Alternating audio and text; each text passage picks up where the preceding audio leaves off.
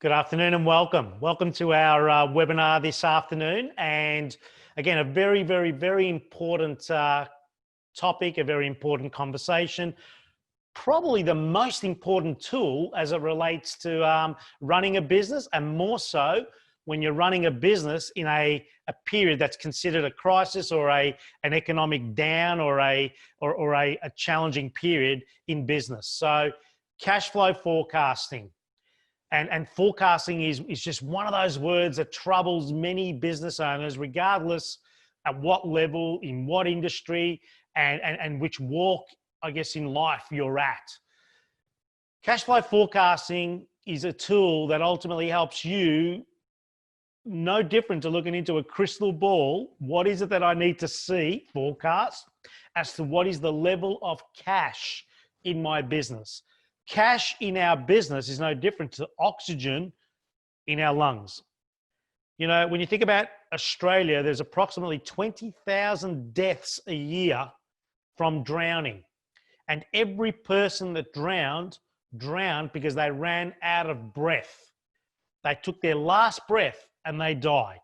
In business, if you run out of cash, you typically die. And therefore, cash flow forecasting is such an important tool, and ensuring that you could manage your business through a crisis with a cash flow plan, otherwise known as a rolling cash flow plan, becomes the battle plan as to how you, the leader, the owner of your business, takes your business from point A to point B and ultimately not only survive, but be in a position where you can continue to be in business long after the crisis and or economic down or challenge in your market has long passed. We have four amazing businesses to showcase, I guess, this afternoon at our webinar. And they're all Business Benchmark Group clients, for which in the last, I guess, let's call it 11 weeks, 12 weeks, since March the 24th, they were all instructed, very much instructed. It was mandatory. They were asked to start their 26-week rolling cash flow tool, for which many of them had various roadblocks. How do I do that? I can't see further than 2 weeks, Stefan. How do I do that? How do I do that, Damien? Help me, Sarah. Help me, Tyson, which are team members of Business Benchmark Group. And what has occurred 11 weeks later for every one of these, I guess, case studies and these businesses, no different to the 100 plus businesses that we work with at different phases, different levels, different industries, has been simply stunning. The more control you can have for your 26-week rolling cash flow, the better the chance to have elevated the cash in the bank over a longer period of time. And by knowing where your greatest dips or peaks are in your business, you're also given an opportunity to ensure you are running your business leaner and right-sizing it, your capacity, the number of people, the payroll, the expenses are right-sized in accordance with the revenue you have ahead of you, which is your cash in component of your cash flow. And therefore, for many businesses coming out of the crisis, our business as a Business Benchmark Group coming out of the crisis will have more profit than what they would have, I guess, executed before the crisis. In saying that, if you maintained the momentum and the discipline, the DNA of great business ownership and leadership, ultimately investing, is understanding that if you maintained a 26-week rolling cash flow for 5 years in a row, you will be having increased the valuation of your business by a minimum of 10x. 2 times more cash flow, 3 times more profit, and 10 times increase in the valuation of your business, which means you can exit this business within 5 years if you maintain the discipline of a 26-week rolling cash flow. For some of you who are guests at this webinar, please put your hand up and reach out to I guess, being provided the tool and all the instructional videos and the support to help you go with it. But without further ado, I wish to introduce our 4 case studies here this afternoon. I'm going to start with Bulk Services. an amazing husband and wife team.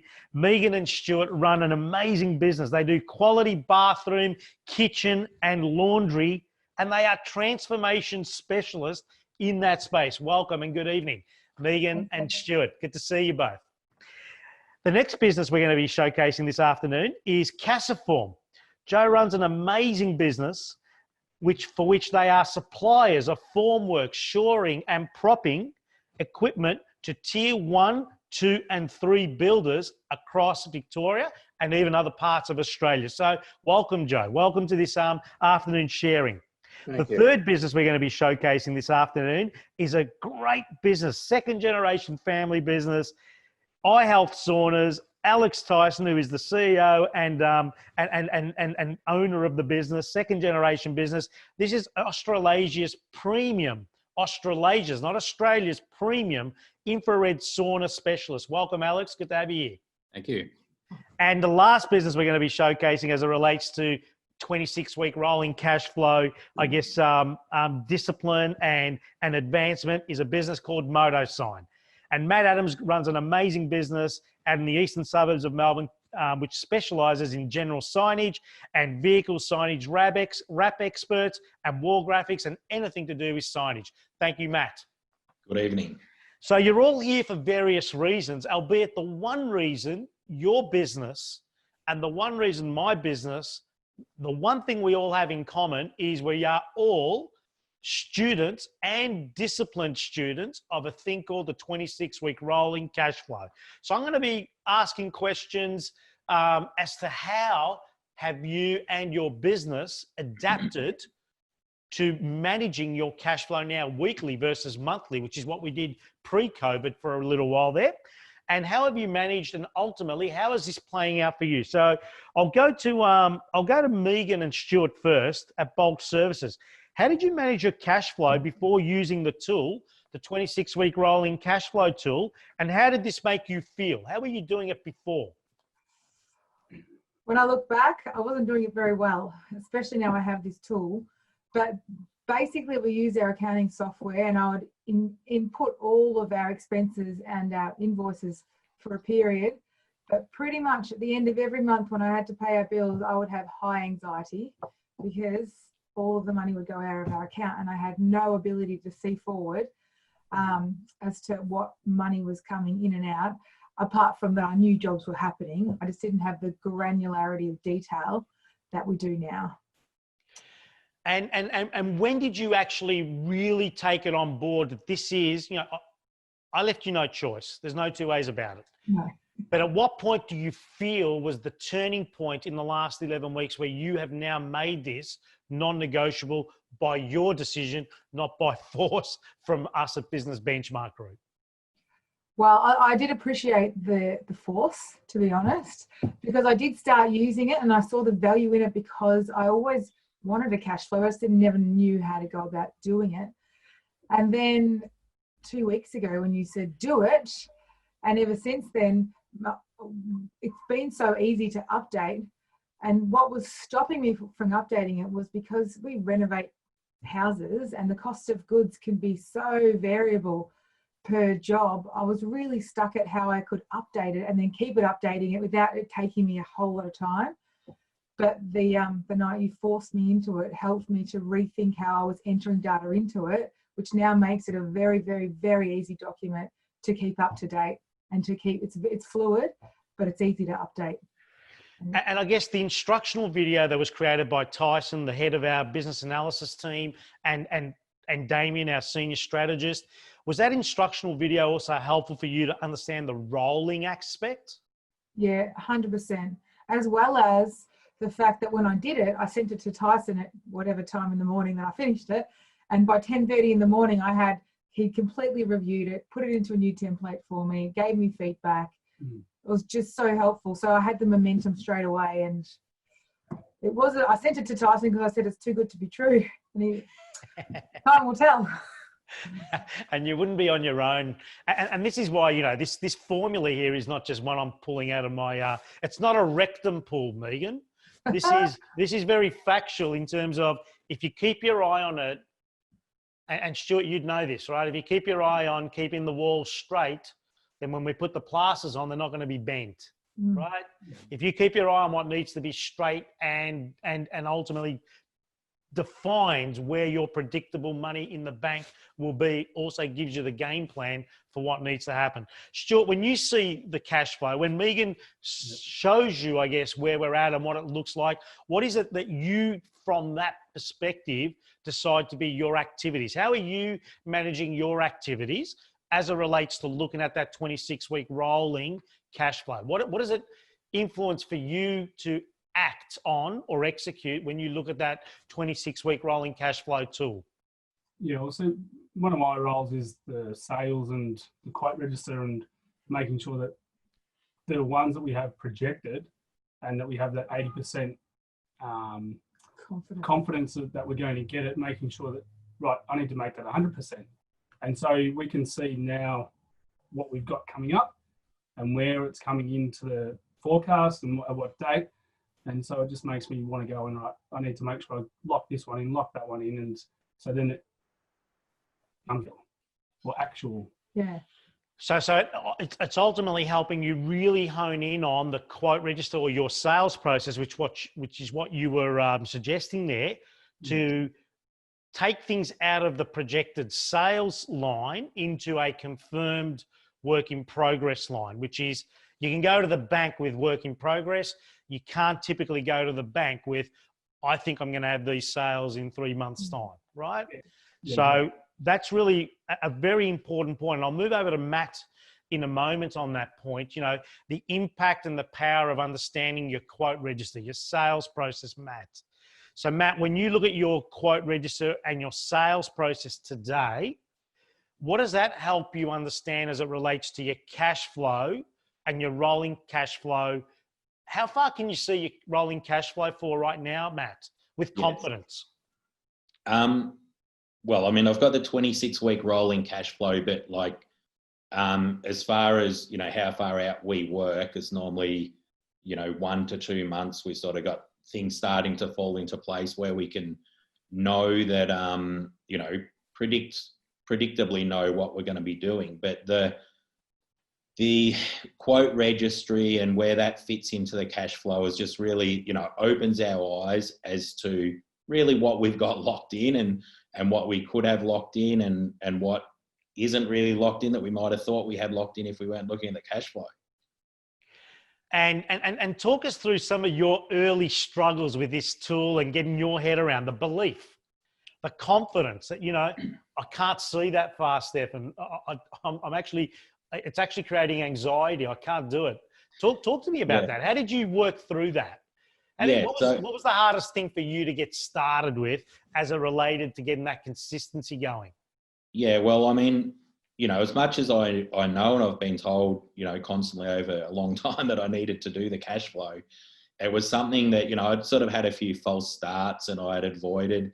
And, you know, I suppose the idea of the unknown with COVID and the strong suggestion of Benchmark Group to get this cash flow thing happening really got me onto it. And, you know, I suppose even in the early days, you know, of COVID when I was doing it, you know, I wasn't really that confident. Do I believe what it's saying? And as I sort of processed through the, you know, each transaction and looked at each week and started, you know, filling in, you know, when things came up that I realized, oh, that's not in there and this isn't in there.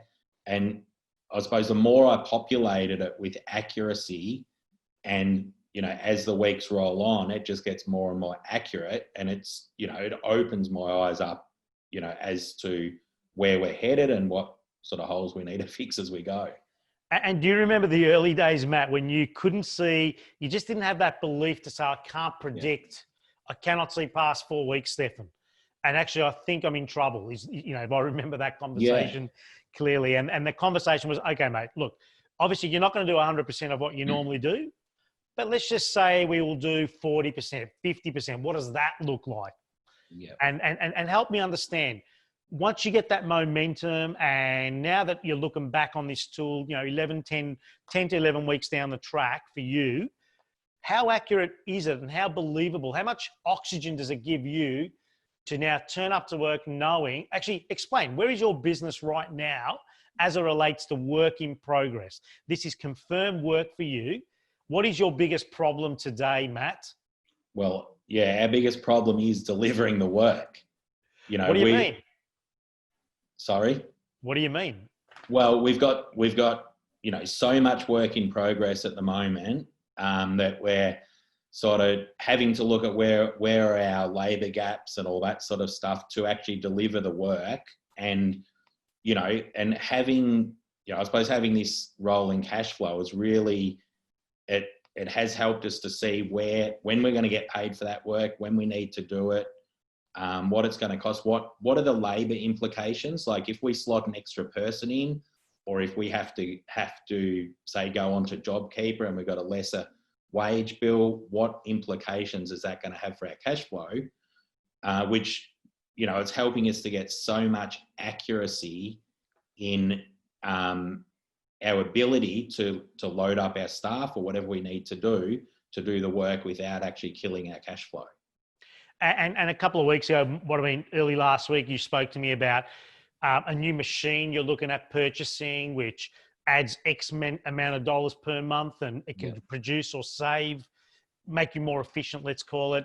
And what was my first response when you said, Stefan, I'm not sure about this. What do you think? What was my first response to you? Put it in the cash flow. Put it in the cash flow. Let's have a look at what happens. Yeah. And in the past, it would have just been I don't know what's going to happen. And it's just a bit of a guess and a gut feel. But, you know, now I can slot that into the cash flow and I can work out, is that going to work or isn't it going to work? Yeah, well done, man. I'm so proud of which problem do you prefer, Matt? The problem of I can't see 26 weeks ahead, or holy shit, how am I going to produce all this work now? Yeah, I think the latter. And your smile says it all, man. Power to you. I'm so proud you pushed through, man. And look at you. You're going to be, you're a business to watch right now. You're killing it. Well done, man. Well done. Thanks. Let's move over to Alex. Alex, again, your ability to really get ahead of the curve with this 26-week cash flow tool, using it as almost, it's your business plan right now. You and I had a chat almost a day or two before COVID, and our conversation is how can we get our deliveries down to 30 days from order? And help me understand what's happened to your business, and as the cash flow is concerned, how's that help you look at things a little different in your business? Well, I mean, yeah, we spoke about getting deliveries down from 30 days and now we're at about 15. Everything that happened with COVID was beneficial for us. The cash flow for me it's like the missing piece of the puzzle, honestly. When I took over this business, there was always like, oh, well, I think we're going to get some sales in that week, hopefully, and that was just brain damage. Everything that I've done, and I always talk about here, is like consistency and like not this and not hoping. And the cash flow is like all of that coming together now. We can see forward. And I like what Matt said as well around belief. I always had this belief of like, oh, well, I hope the money's coming. And the cash flow just completely shifted that for me. When I actually did the 13-week and then progressed to the 26-week, all of a sudden was like, no, the cash is coming actually, and I'm a stickler for the figures. So I'm always looking at the numbers, making sure they're right, looking forward. And it was like, oh, the cash really is coming. And it was clarity really about something that we never had clarity on before. And something that really impresses me with your progress and your journey, in fairness, and power to you, man. Congratulations on your success since taking over Mum and Dad. And say hello to them, please. I will. Hello. Keep good work up. Sorry. Who's that? That was Pete in the background. Sorry about that. All right, Pete, take it easy. I said hello, mate. It wasn't you saying hello back.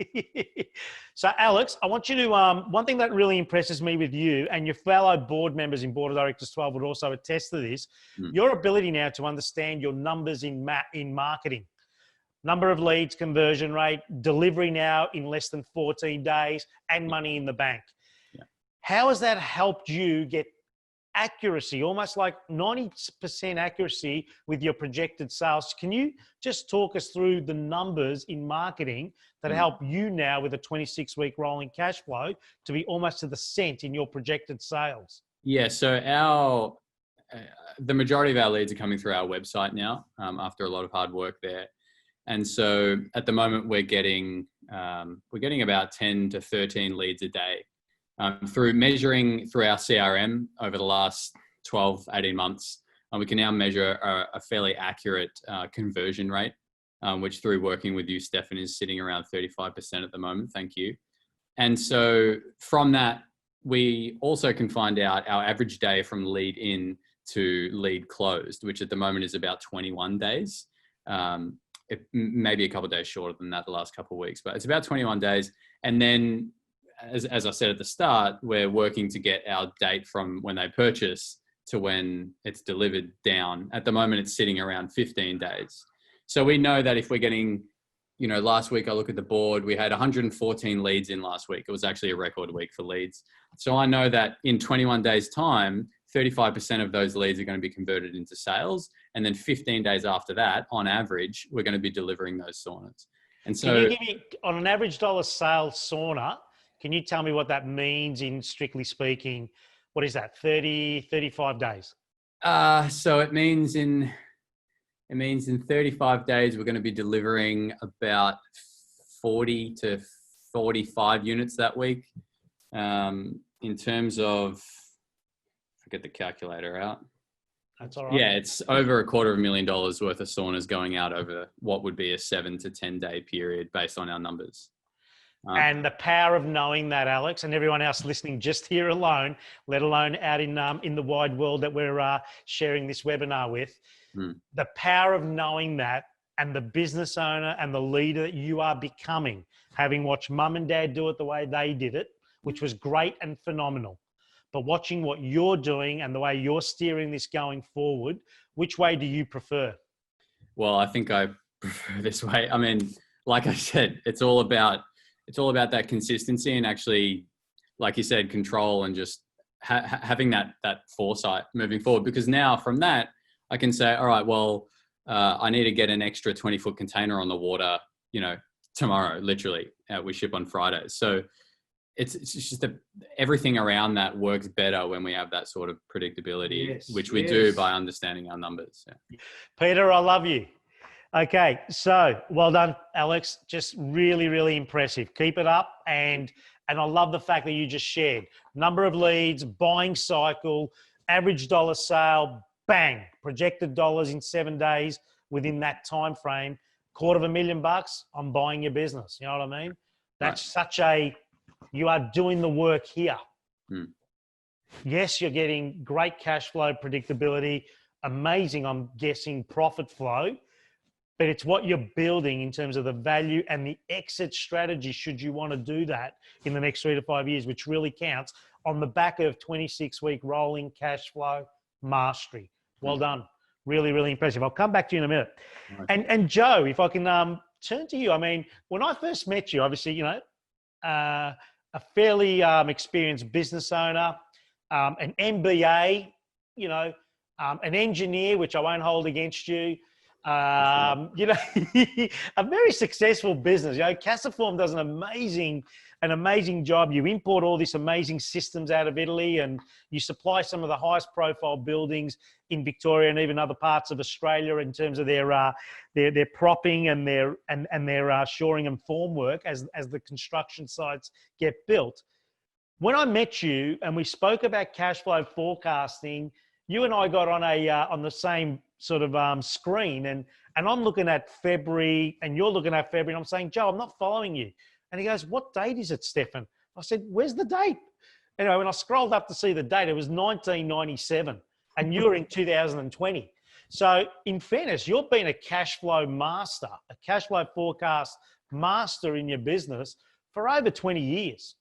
However, what I want to highlight, and I wish to hear from you, is in the last 11 to 12 weeks since COVID, let's call it, and our, I guess, instruction, it needs to be a 26 weeks rolling and it needs to be based on our tool. what are the distinctions for you, a cash flow forecast master, as to the 26-week rolling cash flow in the last 10 to 11 weeks in our association at Business Benchmark Group? What's it help you do, or what have been the finer distinctions in this economic down for you? Look, we always managed our cash flow pretty well, but what I was unable to predict, and I never really put a lot of thought into it, was the cash coming in the door. So now I've got some systems and processes around that between our quote registers, our work in progress. We know what our conversions are. We've had some mammoth months for us. Look, the biggest thing for me from the cash flow point of view that's really, really helped me, and on top of that, I've also now graphed, because I never had that graph. And when you looked at the cash flow, you went, I can see the numbers and your cash flow is looking great, but you got to look at the numbers to go, Jesus, I'm going to be low a bit there, I'm going to be high.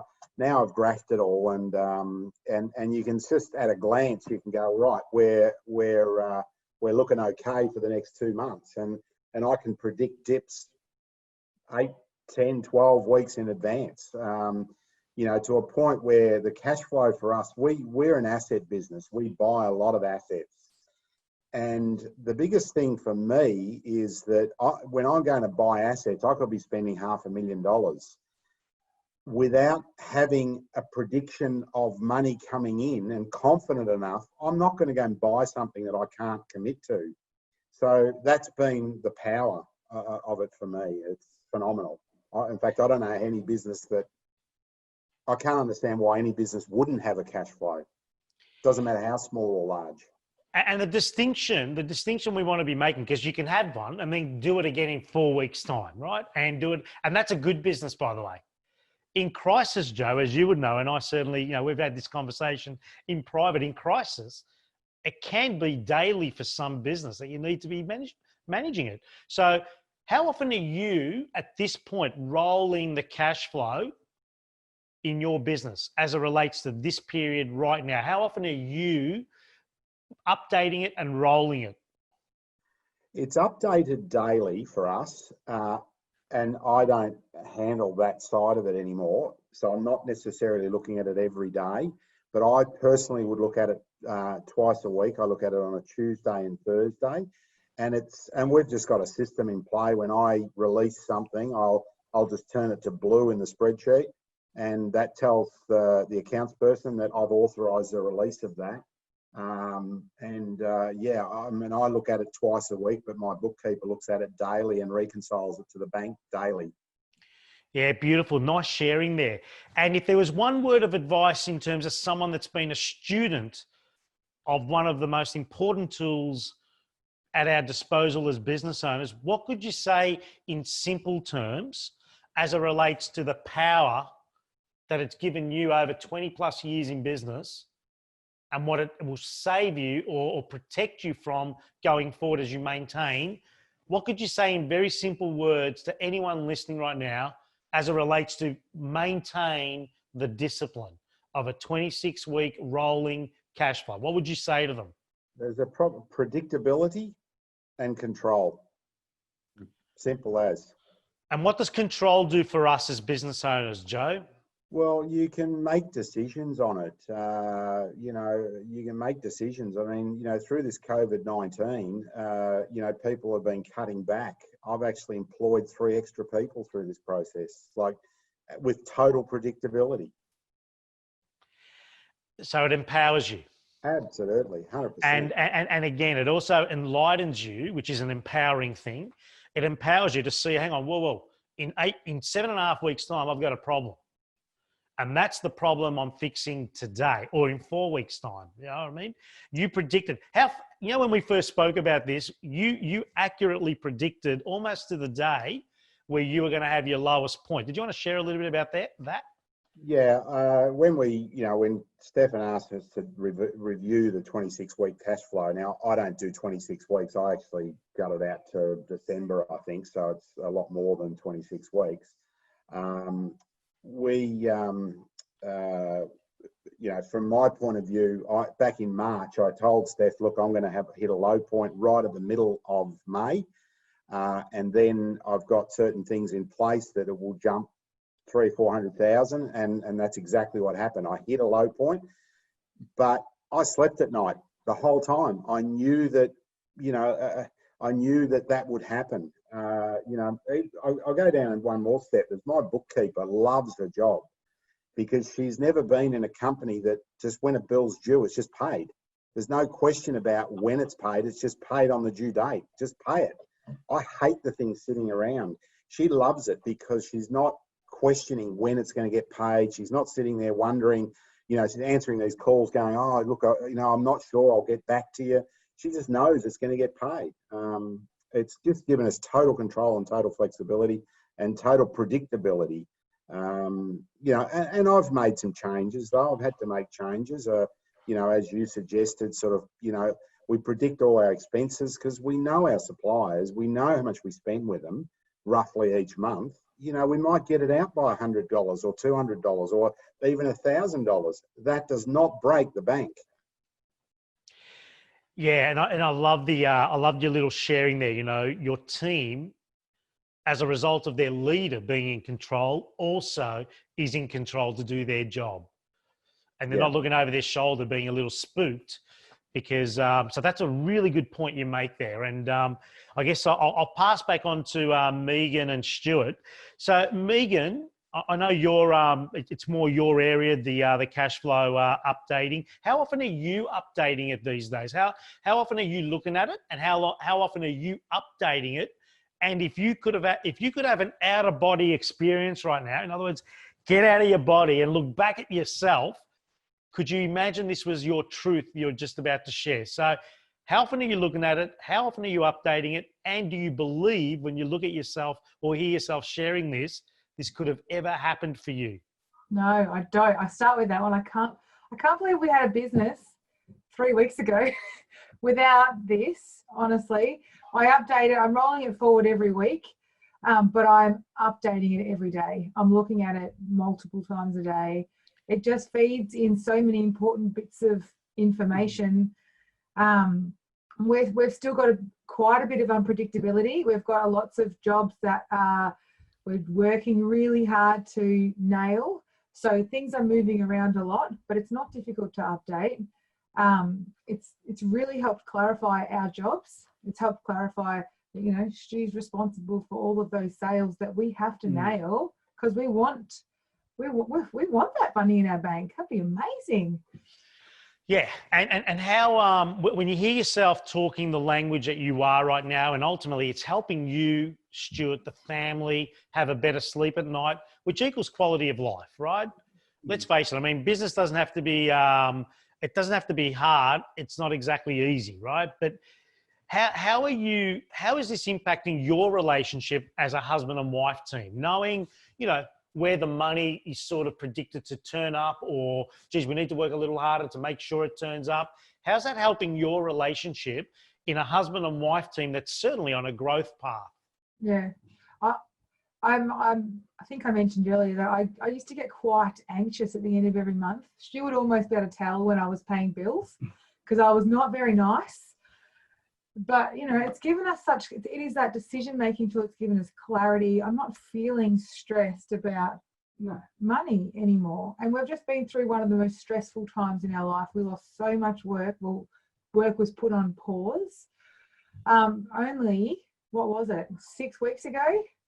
And just through having this simple tool, I just feel like we've got such clarity, confidence about where we need to focus our attention and what that's going to get us. And do you want to talk? Yeah, knowing when everything's going in or when things are coming in, but also when they're going out, you don't then have to be stressing about it or thinking, right, when are we paying this, or when are we getting paid for this? You know when it's happening. And so by looking at it, it just empowers you. You look at the numbers and go, okay, we've got this under control. And like you're saying, you can sleep at night really easily in what has been one of the most stressful times in our business and in everyone's business, really. So it's, without it, it would have been very different. I mean, we've also had clients that, again, various other industries that have been impacted in different ways. They were part of the industries that got shut down, in fairness. And what this tool has helped them do, and it could be valid for some of you here as well, is get on the front foot to the landlord, get on the front foot to the suppliers, get on the front foot and say, look, this is my situation. I can't pay you this date, but I'm going to pay you 100% that date. You know, it just helped people also deal with the truth and the decency of being communication focused with their suppliers or their landlords and so forth. Their team as well. You know, some of our clients in the early days of March didn't have the payroll. They just didn't. Their business is finished almost overnight. And they needed to go to their team and have that very hard conversation and realizing having a honest and truthful and very factful conversation based on the truth of a rolling cash flow, their team actually stepped up and were very helpful and supportive of, you know, we're in this together. So it helps that sort of stress as well, just putting it out there for the, you know, it's not, the rolling cash flow is not a magic trick. It's not a magic hat where you do it and all of a sudden, whammo. You need to put energy and effort and thinking and critical thinking. It is a tool that allows you to pull the levers of strategy. That's what it does. Do we need more quotes? Do we need to be a little more optimized, elevated in our hustle? Do I need to speak to my team about going on to 30-hour weeks or? Matt, your journey with the with I guess some of the stimulus that you've received in recent weeks, and the question, Stefan, what should I do with the stimulus line as it relates to my cash flow? How should I treat that? If you want to share, how are you treating the stimulus lines as it relates to your cash flow versus the cash flow? How are you treating that, Matt? Yeah, so I have the stimulus lines in the cash flow, but they're highlighted separately so that I can actually see, you know, in a way what my realistic cash flow is, because that the stimulus, although it is money coming in, it's unrelated to business activity. So I keep that in it, but separate so that I can actually work on, okay, if we weren't getting that, am I still in a good position cash wise? So it just gives me clarity as to how I'm actually operating the business, not thinking that, oh, I've got that stimulus money, I don't need to worry about anything. Beautiful. I love that, Matt. Thank you for sharing that. And again, you know, the operational activities of a business is what should keep it a cash neutral plus. It should not be on the back of stimulus. Now, for some of our businesses, obtaining and receiving and being eligible to receive the stimulus, there's nothing wrong with it. The government's done a great job, in my opinion, in helping many businesses. And hopefully they could help a lot more too. But in fairness, it's not operational activities that are related to the money in the bank. So a really good tip there from Matt, making sure in your rolling cash flow, you're separating out stimulus versus operational activities. And therefore you are ultimately assessing your genius. And that's what it is in being the leader or the owner of a business, that through operational activities is cash positive, not through stimulus. Now, if stimulus is making you cash positive, that's what it is. You need to be aware of that. There's a distinction in that point.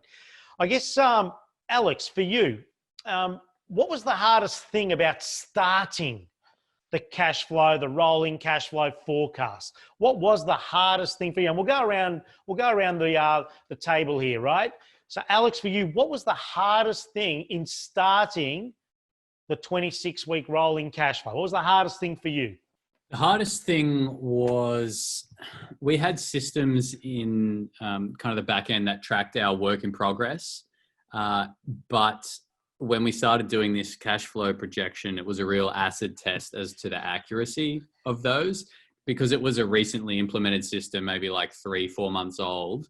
When we started doing this, some of the numbers it was spitting out were not quite right because certain jobs hadn't been moved through the pipeline or some were hanging around, which actually in turn led us to beefing our systems up, and we actually have a more accurate work in progress than ever before.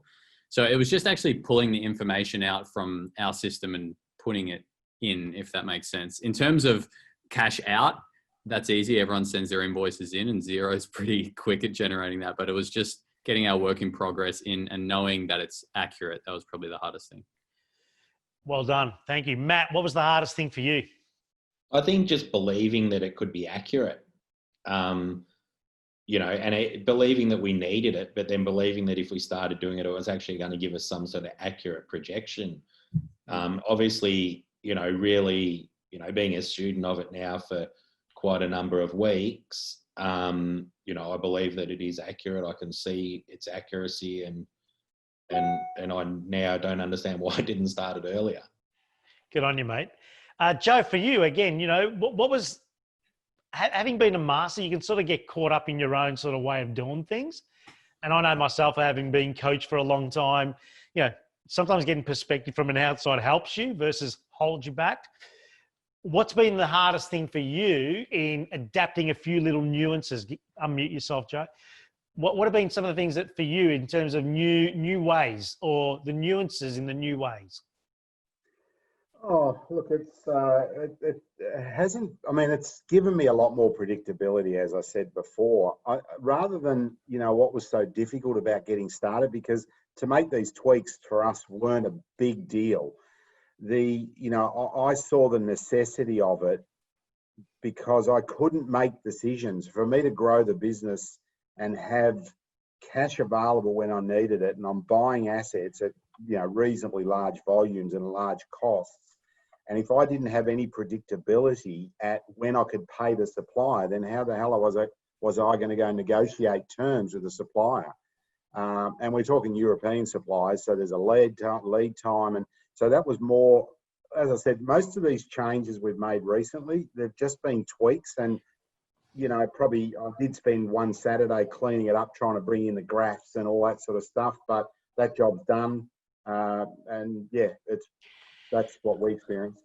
And a business like yours, which some of you in this in this sharing this afternoon would be in the same boat. A business like yours and accounts receivable, debtors, which, in fairness, when you look at the news and you look at the reports, the Financial Review had a really good article about 2 weeks ago on the increased level of AR, and is that the silent killer?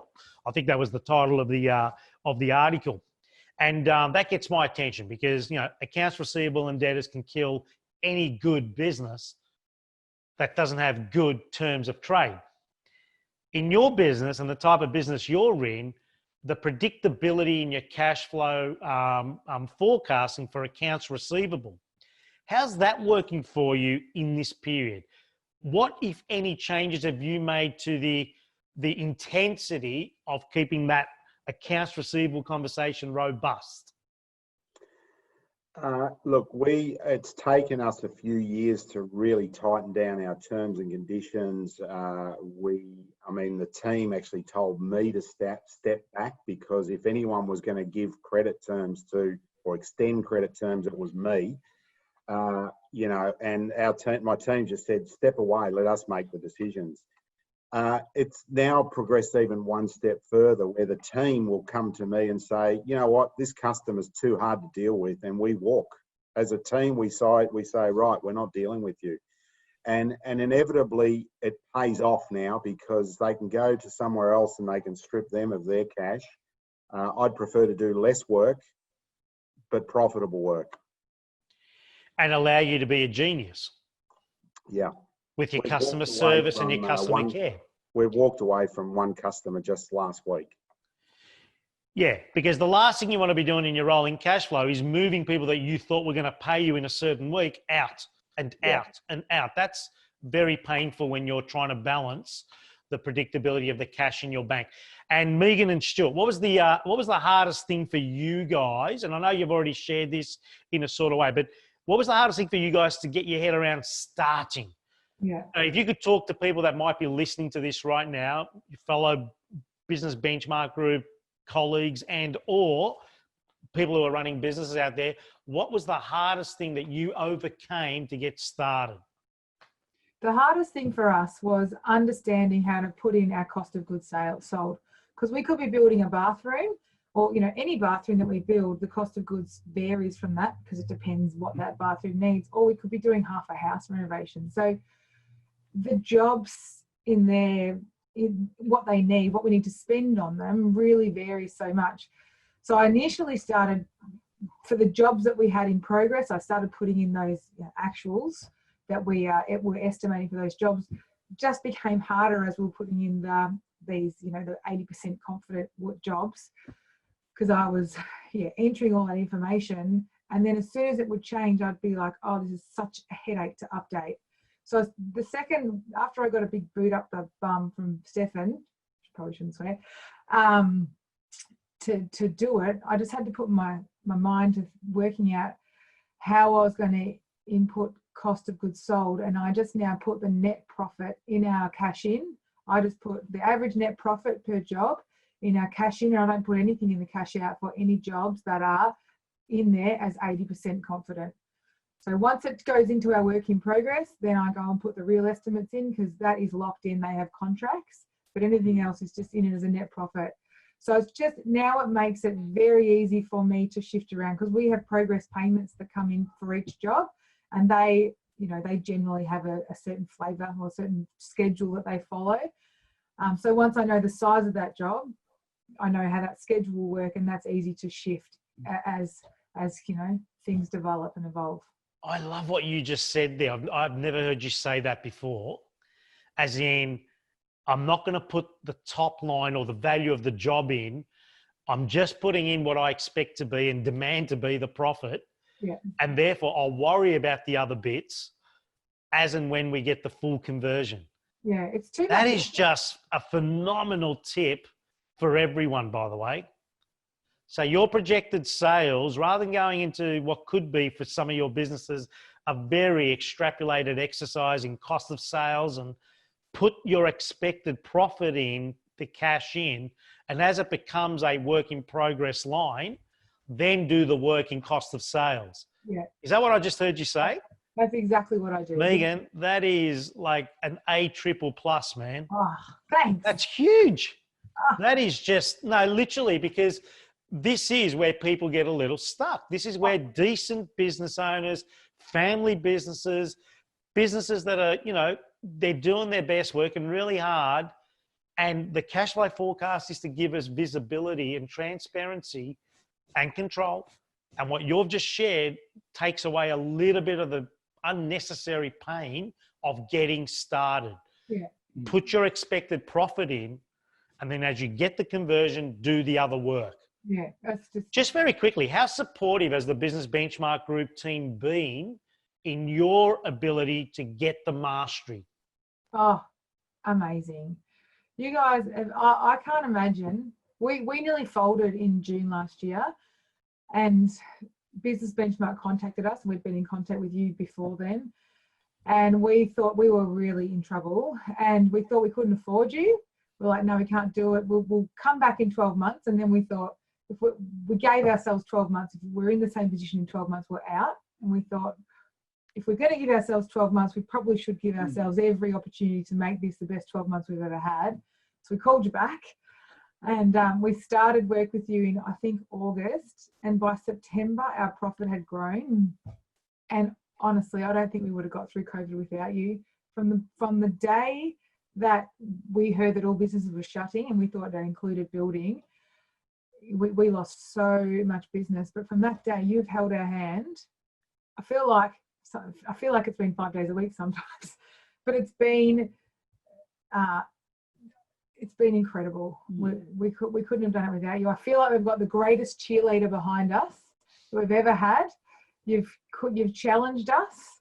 You've told me to pull my finger out, and I got my cash flow sorted that night. I just couldn't imagine life without you. If we ever sell this business, I'll give you a cut. No, you guys are far from selling. We need to get a 10 times valuation, and when you get there, you don't sell. That's my advice. Yeah. You don't need to sell something that's predictable for profit, right? So both you guys just, it's an amazing, I think you said, and I appreciate your feedback. I really do. I didn't expect you to say all that, but thank you. Much gratitude for what you do and what you represent for many husband and wife family businesses that are just, at a crossroad of do or die, and you make a change and you thrive, right? So I thank you for sharing that. But in fairness, if you leave no stone unturned and you put your best foot forward and you get real clarity about the business you are in, serving the businesses that you choose to serve, and build a team around you that does it better than you one day, that's the dream. And as a prize for that dream, you make a lot of money, which is the journey we're all on. We're just doing different things to make profit. That's all. But overarching this journey of profit is an ability to be true and integrity first, and really caring for the customer that we chose to serve, because they have a problem or a need or a desire, and we have a solution to all that. And therefore we help them cross the bridge, and off we go. And every one of you in your own special way are growing amazing businesses that, you know, you're building, and no different to our business. We're building it. You know, we're a business coaching business that is building a business coaching business, not I drive from client to client on my own with a mobile phone, and I'm not actually eating from my own cooking that I'm sharing with you guys. So, Alex, second generation business. Mum and dad ran this business very successfully, and they did it their way. It was a little, it was a little more physical, and longer hours, and many nights away from home doing trade shows, and a big marketing investment, right? And the revenue was good, but the profit wasn't, because of the expensive way of buying customers. In your ability to lead this business in the last couple of years, and thank you for showing faith in knocking on my door and our door at Business Benchmark Group, what do you have as a, I need to share your age, man. I mean, this is so impressive, Alex. I mean, you're not even 30 years old, and in the last 2 years of running this business, you have just flipped it on its head because you believe in what you do. This is not a second generation business that you were forced to run. You took it on. You ultimately stepped in, and your parents are so proud of you, and so am I. But you have flipped this, and as a very young and up and coming entrepreneur, help us understand, what is it that you seeked in this relationship, so that it helps you make the best version of this business for you and your family? As in the relationship between us? Yeah. It was, I think I just always kind of understood that I was young, and I would be stupid to think that I could figure it all out myself.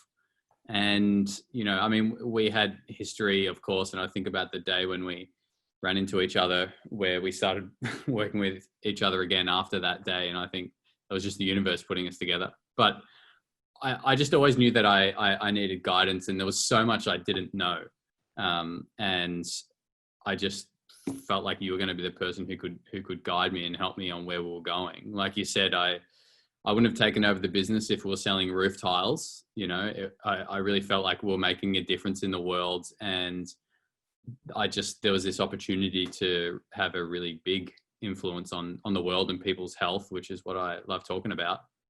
And I knew that I would need guidance and mentorship, and just someone who knows business, because I know a bit about health, and I now know a little bit about business, but I don't know what it takes to, take this thing to a $10 million business when we were struggling to make profit at a $2.5 million business. So I just felt I needed that guidance, which you offer in spades.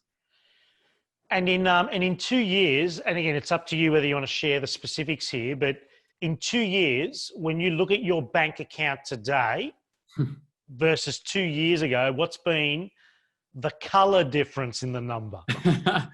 Well, the difference is there's just something in the bank account today, which is nice. It's been significant. I mean, I took over the business, and there was over $500,000 owed to other people. And, we had an overdraft, which was some stupid way into the negative, and all of this stuff happening, and all these things happening with my family outside of it. And it was just like, we got to turn this bad boy around. And I just knew that I could do that. And now we've got a $26 week cash flow projection and there's money in the bank. We don't owe anyone money. And it's just, all of these things happen partly because of working with you. And certainly over the last 18 months, we've just seen massive shifts. And that's all of these numbers, all of the understanding of the importance of the metrics and conversion rates and all that stuff is really driven from you, which I'm very, very grateful for. And now it's like my day-to-day conversations with my sales manager, like, oh, conversion rate was down 5% last week. Like, what's going on? What did we miss? What don't we know? All these things, and all of that allows us to now be able to log into the bank and say, oh, that's good. I'm not sweating bullets now about how we're going to pay wages next week, or I haven't got 4 suppliers that have been chasing me for the past 3 weeks for payments that have been overdue. Like, I don't want to do that again. And working with you certainly helped not have to have those issues. So. And in saying that, and well done, congratulations, mate. It's just so, as I've shared with you, your journey right now reminds me of my journey at your stage, right, when I took over the family business, and most of that story as to how that ended up, as in it ended up very positive, and mum and dad went on to semi-retirement after that, and blah, blah, blah. But coming back to you, in the last 18 months, in transforming and turning this big ship around, you called it a bad boy, I'll call it a big ship, right? Turning it around, have you changed as a human being? Has making money or being able to make money while you're doing your passion, for those you choose to do it for, turned you into a bad person? Absolutely not. It in many ways, it allows me to not come into work with the weight of the world on my shoulders. I feel like I can actually be a better business owner, to be able to give more to everyone who works on the team. They are like family. All of our customers are family. Everyone we work with, we treat as family, and not having to worry about the burdens of cash flow or money. I feel like it frees me up to be me more and actually give more to everyone here and be the best business owner I can, because I'm not worrying about all of that negative stuff, Mate, power to you. And you don't need to change too much other than stay consistent, right? Right. Right. 100%. Seek to just 1% improvements, Alex. That's all it is, mate. It's build Matt, muscle. thank you. And I thank you so much, man. I thank you. You are, again, for many of us, for me, you are you are a shining light of what's possible for what's typically referred to as the younger generation.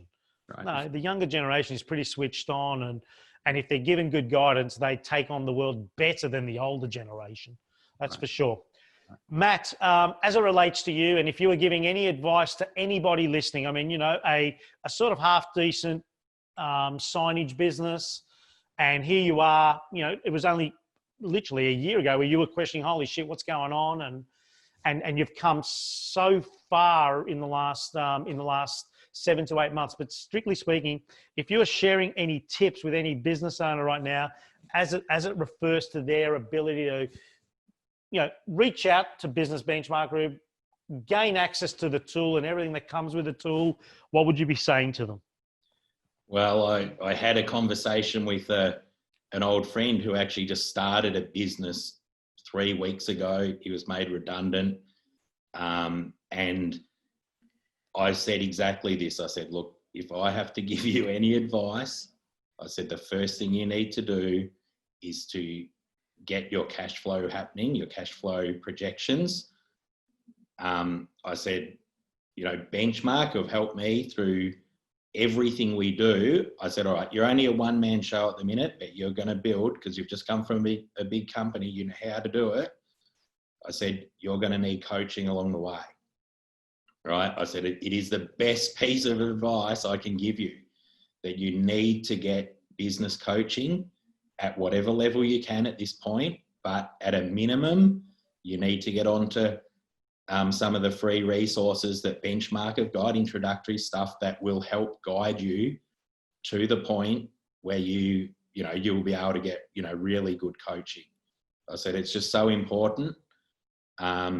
He was talking about a partner that he was going to take on. I said, well, you need to have your exit strategy. said, you've already had one bad relationship on a personal front, and that, you know, you can see it doesn't end well if there's not an exit strategy.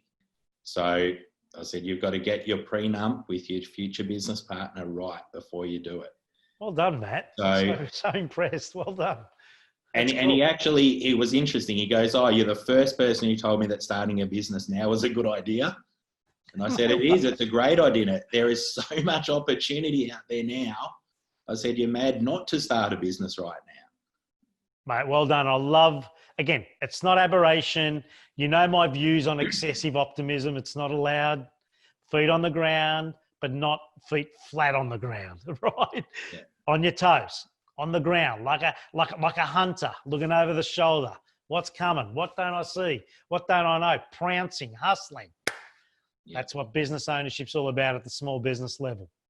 Well done, man. I'm so proud of your journey. Keep it up, Matt. Thank you. And Joe, I guess, you know, a seasoned business owner and a man of the world, as in, you know, you've traveled, you've seen, you've experienced, you've had partnerships. I mean, we just heard partnerships just then. What's the advice you could give to a small business owner that's at a crossroad? And I know you do this because you recommend many people to our business, but what is the advice you could give from the heart as it relates to small business and crossroads and the tools to ensure you're on the right path? Yeah, right.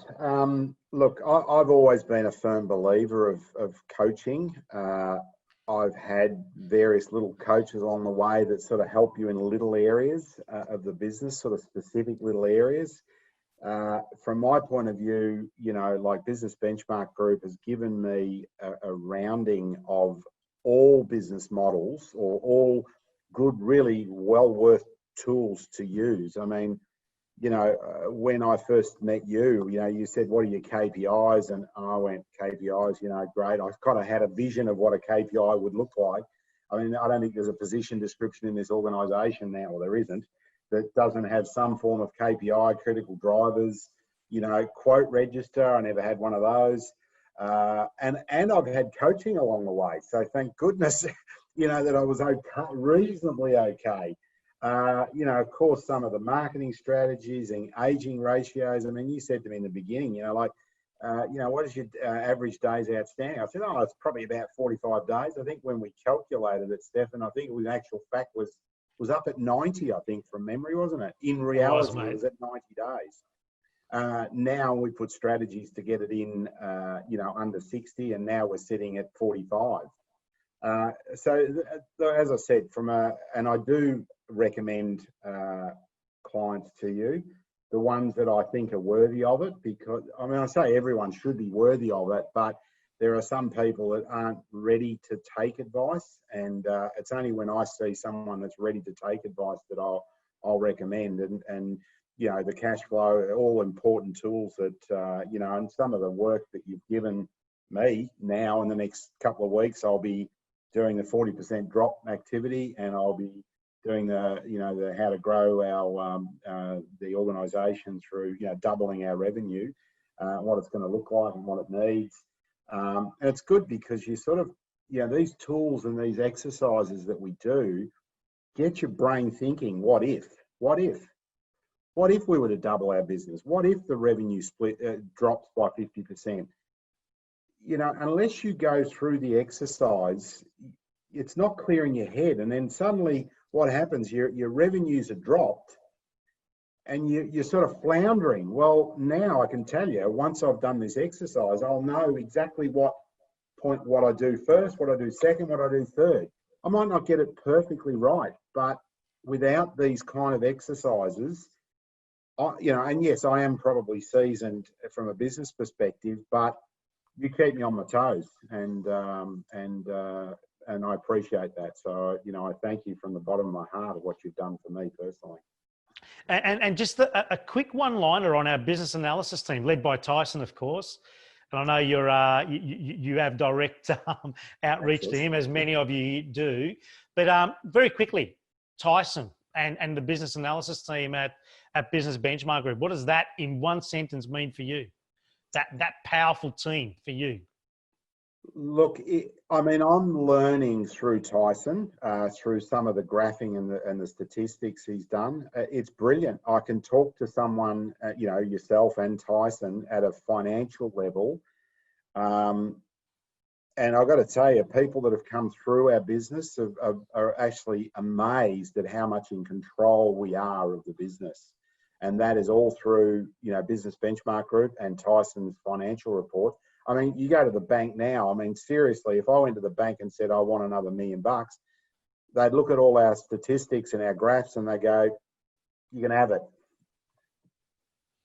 Mate, I love that. Thank you, Joe. And you don't need $1 million. All right. You need to make $1 million, not go and borrow.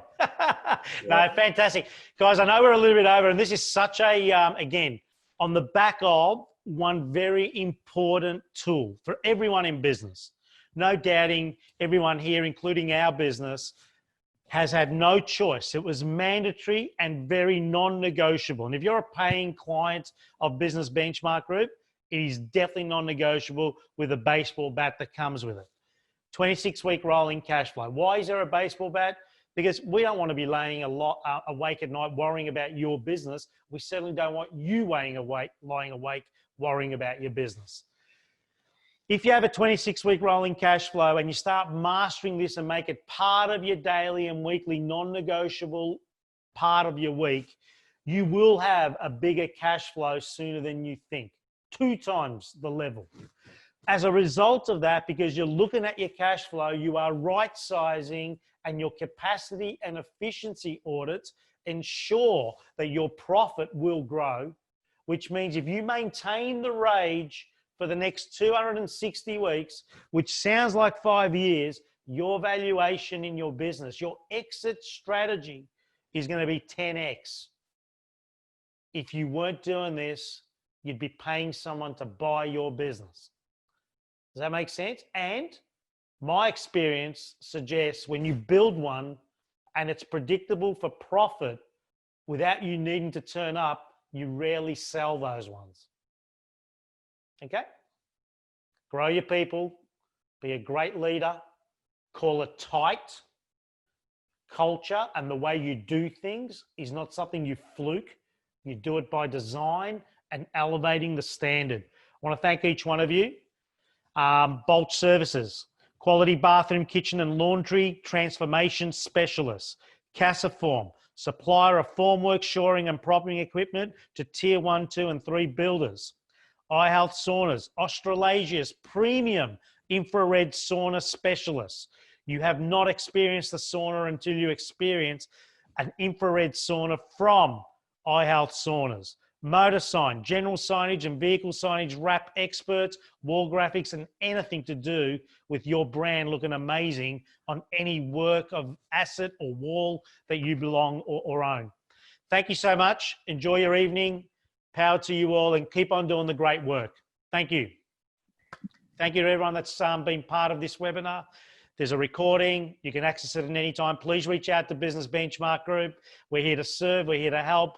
We are here to assist, guide, mentor, perspective personified. Reach out for the tool. We're here to help you. There's so much instructional, support there. Our resource center is there for you to access. It's free. It's available. And our team is ready to answer any question. Thank you so much. Have a great evening, everybody. Thank you.